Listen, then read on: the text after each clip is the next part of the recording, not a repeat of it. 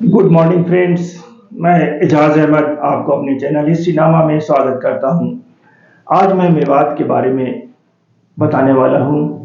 मेवात की एक सामाजिक बुराई जो दिन ब दिन फैलती चली जा रही है, जी वो है नशाखोरी।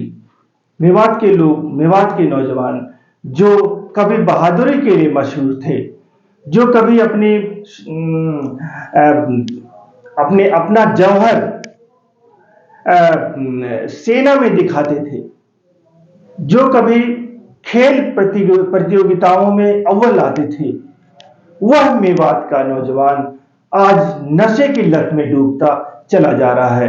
जैसे हमने देखा है उड़ता पंजाब, उसी तरह से मेवात, उसका पंजाब का असर, मेवात पंजाब में तो है ही नशाखोरी, लेकिन उसका काफी असर पंजाब से जुड़े होने के नाते ये हरियाणा में, और हरियाणा में होने के नाते मेवात में देखा जा रहा है।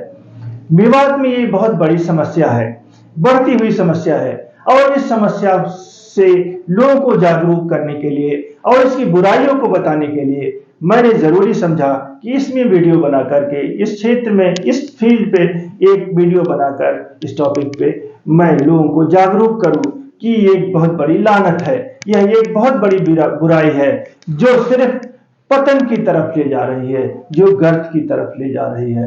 जी ये नशे वाली आदत जो है, ये लाइमलाइट में तब आई। ये नशे वाली बातें बहुत सारे पत्रकार जो हैं, खासतौर से हम देखते हैं यूनुस अली साहब, उनकी वीडियोस में मैंने बहुत सारी देखी, और उन्होंने कई सारे वीडियोस में उजागर किया कि पुलिस टीम कौन कौन से गांव पे गई और वहां से कितनी नशा की चीजें बरामद की गई। देखिए, एक शराब होती है नशा, शराब में तो जगह जगह ठेके भी मिलते हैं, लेकिन यह नशा हीरोइन जैसी चीजें से किया जाए, स्मैक से किया जाए, तो ये चिंता का विषय बन जाता है। इसीलिए इसी चिंता ने मुझे वीडियो बनाने पर मजबूर किया है। यहाँ पे सबसे पहले मैं आपको बताना चाहता हूं कि ये पुलिस प्रशासन जिस तरह से ठगी में एक्टिव है, उसी तरह से इस नशाखोरी को समाप्त करने के लिए भी काफी एक्टिव है। ये बधाई का पात्र है प्रशासन कि उसने नवयुवकों को इसे रोकने के लिए काफी मुहिम चलाई हुई है। जगह जगह धरपकड़ भी चली जा रही है, की जा रही है, और उनसे ये नशीले पदार्थ भी जब्त किए जा रहे हैं, उनको भी जेलों में डाला जा रहा है, सुधार गृह में डाला जा रहा है। ये समस्या हमारे लिए चिंताजनक तब और ज्यादा बन जाती है जब देखते हैं कि इस नशे में जो इन्वॉल्व हैं, जो नशे में धुत हैं लोग, वह लोग 14 साल से लेकर के 28 या 30 साल के नौजवान हैं। यानी कि बहुत सारे बच्चे वो हैं जो इसमें नाबालिग हैं। वह बच्चे जिनको स्कूलों में जाना चाहिए, जिनको कॉलेजेस में जाना चाहिए, पढ़ाई करना चाहिए, कोई हुनर सीखना चाहिए, वो बच्चे आज नशा कर रहे हैं, नशा करके धुत हैं। 14 साल से 28-30 साल के बच्चे नशा कर रहे हैं, नवयुवक नशा कर रहे हैं, और वह इसमें फ्यूचर तलाश कर रहे हैं अपना। कहां से ये फ्यूचर मिलेगा? ये नशा क्यों कर रहे हैं? इसकी भी कई सारे रीजन हैं। एक तो साइबर ठगी है, जो मैं आपको बता चुका हूं पहले ही। साइबर ठगी,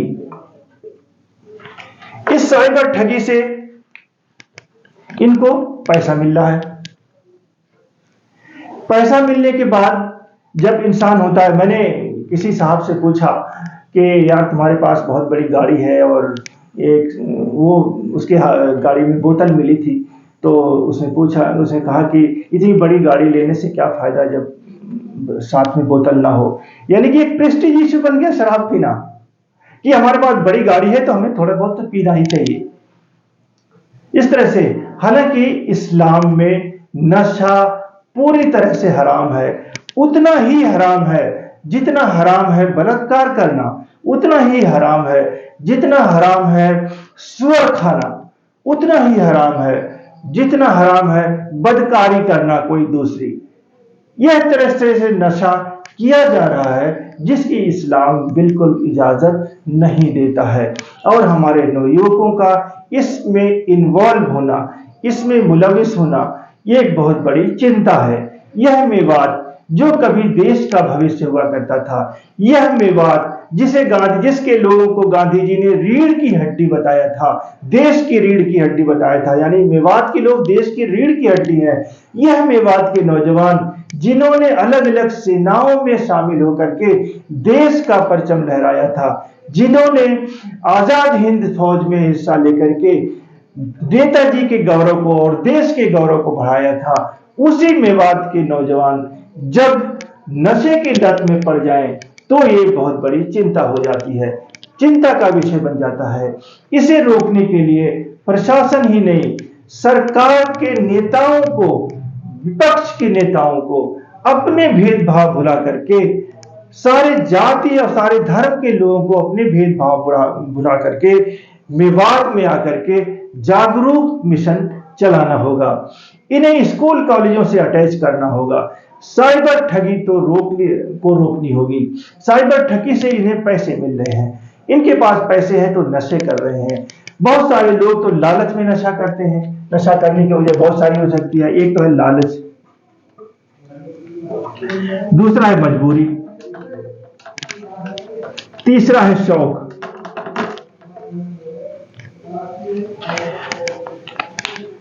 इन लोगों में लालच ये है पैसों का।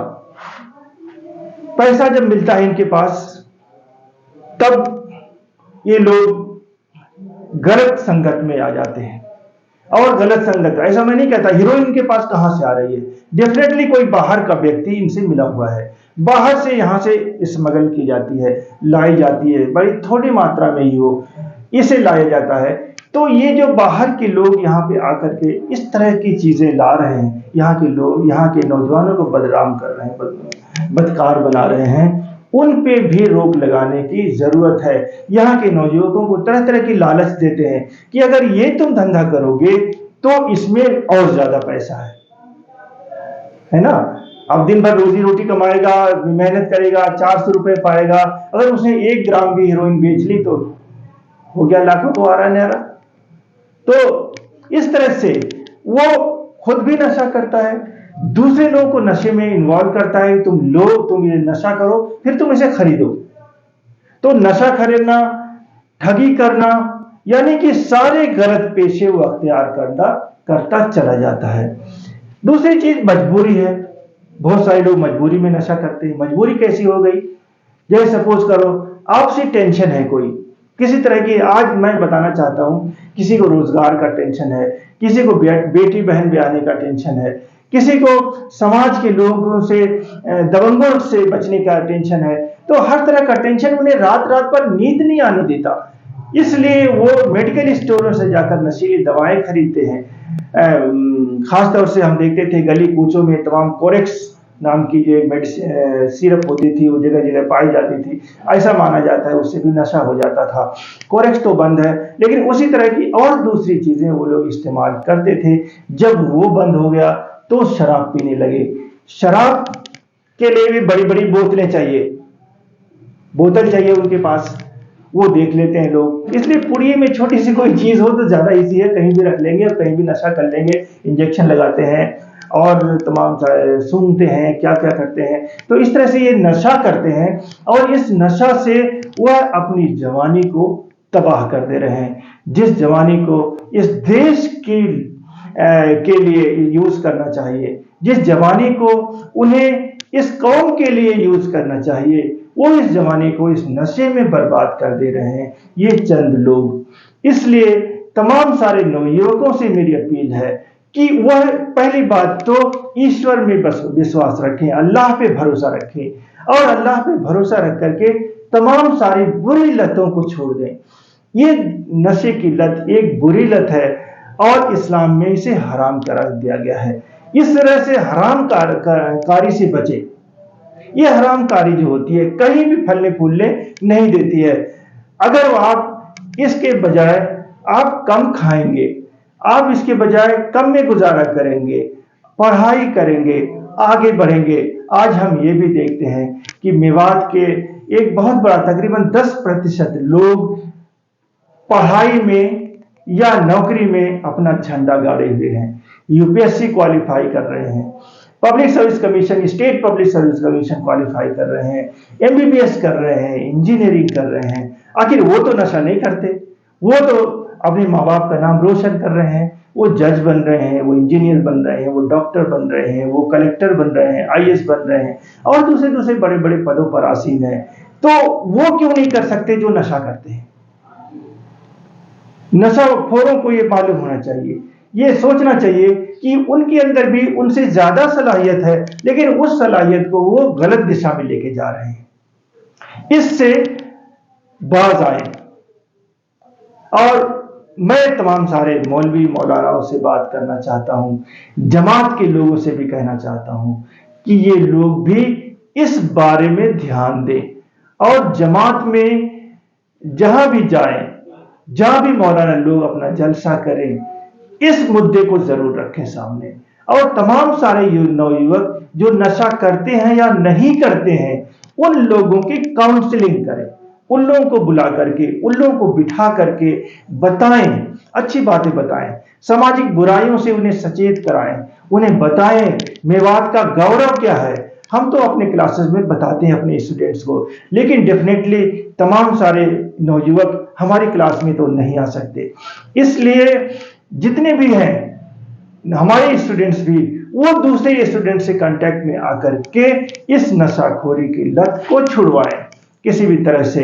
और मैं पर्टिकुलरली 24 घंटा उन बच्चों के लिए अवेलेबल हूं जो नशा करते हैं। वो आए, मुझसे काउंसलिंग ले, मैं उन्हें सहारा दूंगा, मैं उन्हें मॉनेटरी बेनिफिट दूंगा, मैं उन्हें पैसे से भी मदद करूंगा अगर किसी तरह से वो नशा छोड़ने के लिए तैयार हो जाएं तो इसलिए तमाम सारे समाज सेवियों से, तमाम सारे लोगों से मेरी दरख्वास्त है तो इस पे ध्यान दें और नशाखोरी को समाप्त करने के लिए आगे बढ़ें या पूरी तरह से समाप्त करने के लिए प्रण करें। धन्यवाद।